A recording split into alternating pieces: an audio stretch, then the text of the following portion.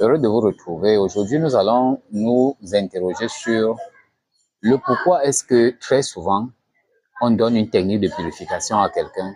Il fait cette technique ou il applique cette technique, mais il se rend compte après que ça n'a pas marché. Alors, on va voir quelques pièges à esquiver ou alors quelques règles à respecter afin que justement la purification puisse bien se passer. Déjà, il faut comprendre, lorsque vous allez faire une purification, écoutez très bien, on va prendre d'abord un cas simple. Quand vous dites que vous vous purifiez, ça veut dire qu'il y a une négativité que vous avez localisée. Donc, ça veut dire que avant de vous lancer dans une purification, prenez, prenez la peine de vérifier que le problème nécessite réellement une purification. Voilà.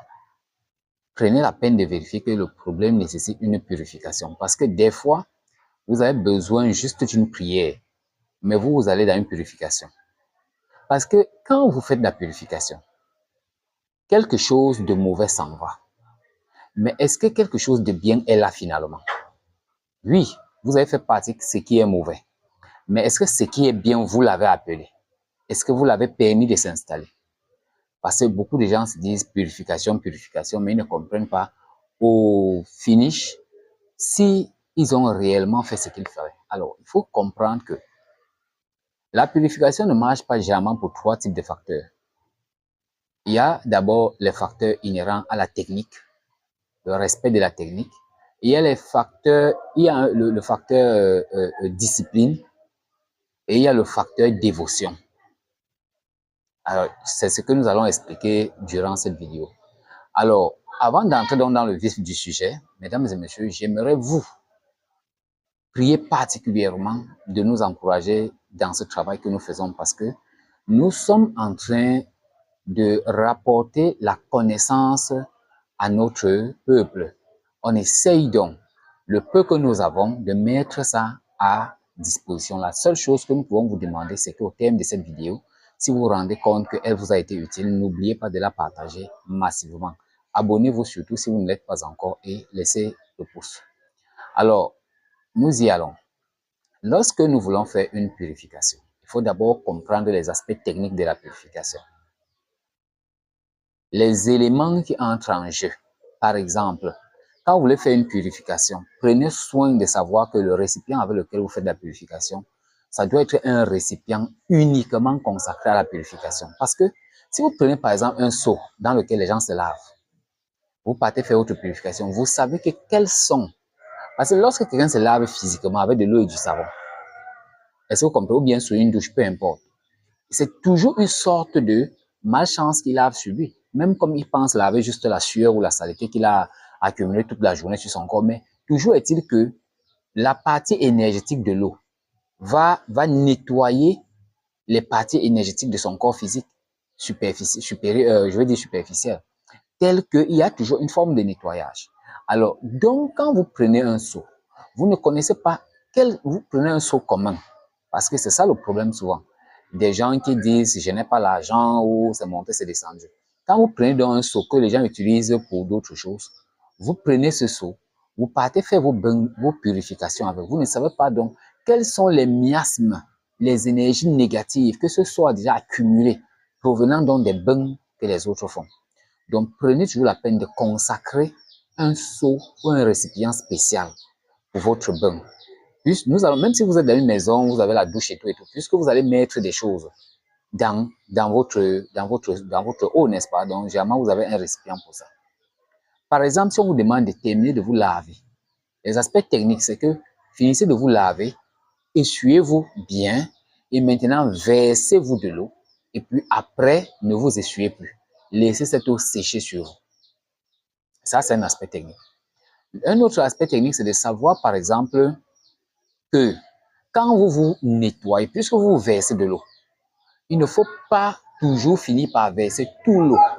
Laissez toujours un peu un résidu, un reste d'eau dans le seau que vous versez en priant la nature d'emporter toutes ces impuretés. Donc, ce geste d'offrir ce reste-là, c'est un peu comme quoi vous demandez, c'est par ce geste que vous demandez à la nature de prendre, vous voyez, ces choses-là. qui sortent de vous, qu'elles partent avec. Vous versez ça par terre donc en émettant ce souhait-là, que ce soit en pensée, mais c'est encore mieux en parole. Vous versez ça par terre en émettant ce souhait. Donc ça, c'est les aspects, c'est les choses qu'il faut savoir lorsque vous êtes en train de faire le bain de purification. Maintenant, j'ai parlé des aspects de discipline. Lorsque vous décidez de faire un bain de purification, respectez les horaires. Parce que dans toute chose que vous faites, il y a toujours des entités dans la nature qui vont s'intéresser à ce que vous faites. Quand vous vous dites que vous faites un bain là, l'écorce qu'on a écrasée, on a mis dans l'eau. Cette écorce-là a une effluve qui attire une entité de la nature. Vos paroles que vous prononcez ont un effet dans le cosmos. Ça attire des entités qui volent à l'appel au secours, à l'aide de quelqu'un qui est en train de vouloir se nettoyer, se débarrasser d'une force qui est en train de le déranger. Donc, donnez rendez-vous à des entités à la même heure, au même lieu. Placez-vous au même lieu, dans la même direction. De préférence, regardez vers l'est quand vous faites votre vœu. Et sachez que quand vous commencez une purification, faites un vœu. Regardez l'eau. Par exemple, si c'est de l'eau que vous voulez vous nettoyer avec, parlez dans cette eau-là. C'est-à-dire, regardez cette eau et parlez dessus. Parlez dessus. Dites ce que vous voulez. Faites votre vœu. Parce que l'eau que vous voyez là, ça a des entités. Je ne veux pas seulement parler de Mami Wata, parce que quand vous dites qu'il y a le Mami Wata dans l'eau, mais vous puisez cette eau-là, vous amenez chez vous, vous pensez que si le Mami Wata va apparaître chez vous, qu'est-ce qui l'empêche d'apparaître? Est-ce que vous comprenez? Donc, sachez qu'il y a des entités qui veillent sur l'eau. Communiquez. Parlez, enfin que l'eau a de la mémoire. L'eau va enregistrer ce que vous voulez. Et c'est ce que vous voulez là, ça va avoir de l'effet sur votre aura. J'aurais pu dire vos cochasses, mais vous n'allez pas comprendre ce type de langage. C'est-à-dire sur vos corps subtils. L'eau là que vous versez là, la parole que vous avez chargée dans cette eau là, ça vient maintenant avoir de l'effet. Ça permet de ressortir la force des éléments, des intrants que vous avez mis dans votre bain pour que cela ait de l'effet. Alors, regardez généralement vers l'est lorsque vous faites votre purification. Tenez-vous face à l'est et respectez l'heure, nous l'avons déjà dit. Maintenant, il reste un aspect dévotionnel. Il faut toujours savoir que partout, il y a un aspect de la divinité qui fait toutes choses.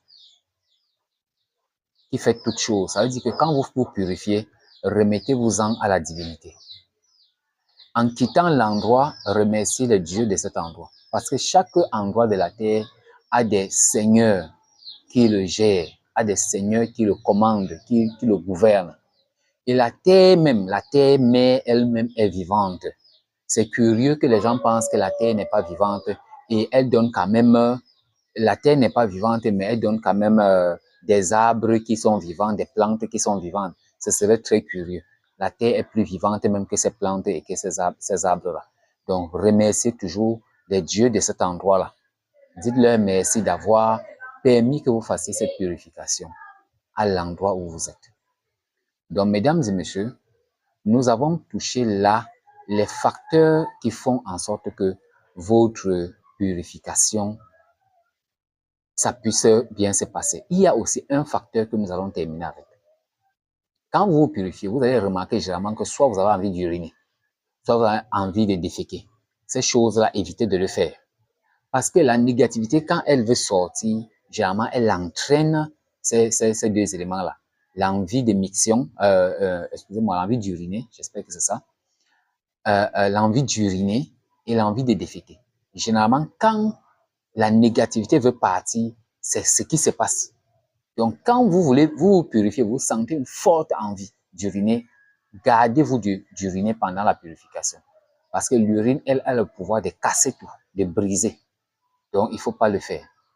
Donc, sur ce, mesdames et messieurs, nous avons vu aujourd'hui ces choses qu'il faut observer pour maximiser nos chances de faire une meilleure purification. Sur ce, je vous remercie.